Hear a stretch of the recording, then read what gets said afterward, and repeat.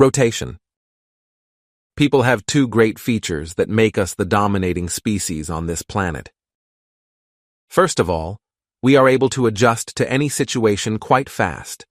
You have people living in the desert at plus 50 degrees of Celsius, and in the far north at minus 70 degrees of Celsius. People living in those two distinct habitats have adjusted. Secondly, we are lazy and preserve energy.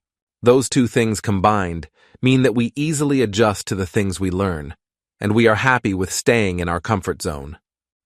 Why bother with learning Spanish or Chinese if you know English? That's why we need so much the so-called rotation. By rotation, we mean a change in the learning situation that helps you see different aspects of the material that you are trying to master. For example, if you wanted to learn supply chain, you would learn faster and more if you were doing supply chain projects in different industries than just being stuck for 10 years in the same business. Diversity of experiences stimulates the mind. Now let's look at some examples of rotations. As you will see, you have come across it many times. It helps you master faster important things. In dancing, we have a lot of interesting examples of rotation. First of all, quite often the instructor forces you to change your partner every 3 minutes. In this way, in 60 minutes, you can dance with 15 to 20 different partners. Every partner is different, and the need to adjust will help you understand the underlying mechanisms. If you were dancing only with one partner, you would simply memorize the figures, and both of you would move, in fact, independently.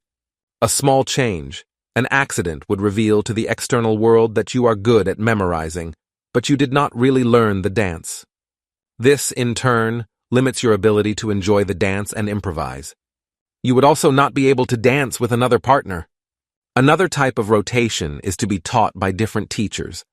Every teacher will have a bit different approach and emphasize different aspects. Finally, trying different dances is also a form of rotation. This type of rotation is extremely creative. In fact, many dances were revolutionized by bringing things from other genres.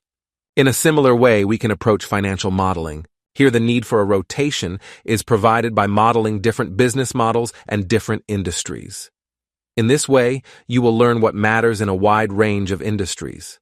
It's definitely better to read one book about financial modeling and model 10 different businesses than to read 10 books and only model one type of business. In the last example, we will look at foreign languages.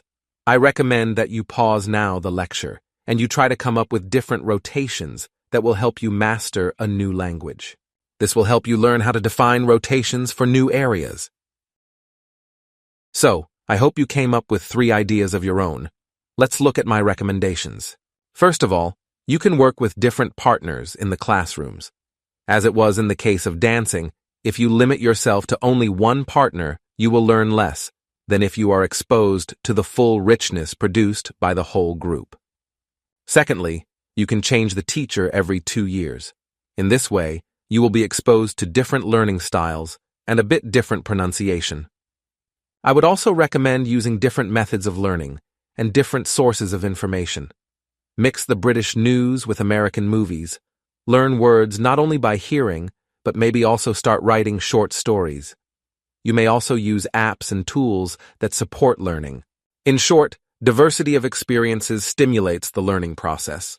To get faster diversity, you have to make sure to rotate teachers, partners, methods, and sources of information.